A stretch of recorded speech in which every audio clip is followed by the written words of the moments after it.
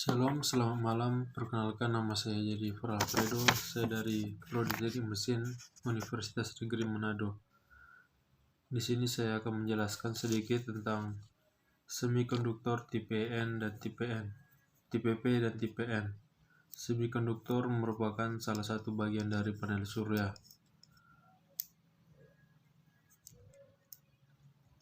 Pada susunan bagian-bagian panel surya terdapat bahan yang disebut dengan bahan semikonduktor.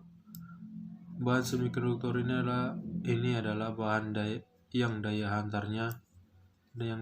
hantar listriknya berada di antara konduktor dan induktor. Contohnya, jika semikonduktor ini diberikan aliran listrik, maka semikonduktor ini dapat menjadi konduktor yang baik, dan begitu juga sebaliknya. Bahan semikonduktor yang banyak dipakai pada elektronika adalah silikon dan germanium. Alasan kenapa silikon dan germanium dipakai dalam pembuatan bahan semikonduktor ini adalah karena jumlah elektron valensinya adalah 4. Pada panel surya, material konduktor merupakan bagian inti dari panel surya yang mempunyai lapisan tipis. Bahan-bahan konduktor ada dua, yaitu semikonduktor intrinsik atau biasa disebut murni. Semikonduktor ini tidak dan belum terkotori oleh atom-atom asing. Semikonduktor intrinsik atau bisa dibilang tidak murni. Semikonduktor intrinsik adalah semikonduktor intrinsik yang mendapat pengotoran dari atom-atom asing. Lalu dari sini terciptalah sebuah semikonduktor tipe N, yang dimana dikotori dengan atom bervalensi 5.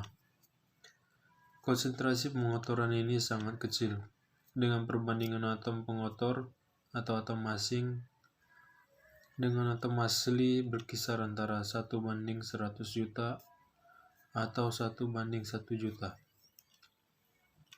Tujuan dari pengotoran ini adalah agar bahan kaya akan satu jenis pembawa muatan saja, dan untuk memperbesar daya hantar listrik.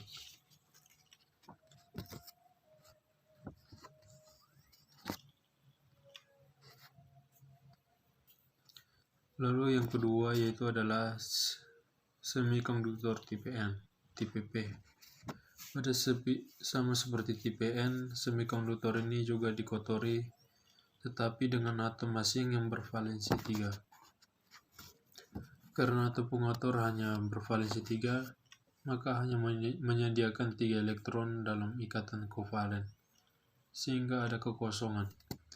Akibat pengotoran ini meningkatkan jumlah hole, atau dengan kata lain, kekosongan, sebagai pembawa muatan minoritas, sedangkan pembawa muatan mayoritasnya adalah elektron bebas yang terbentuk akibat suhu.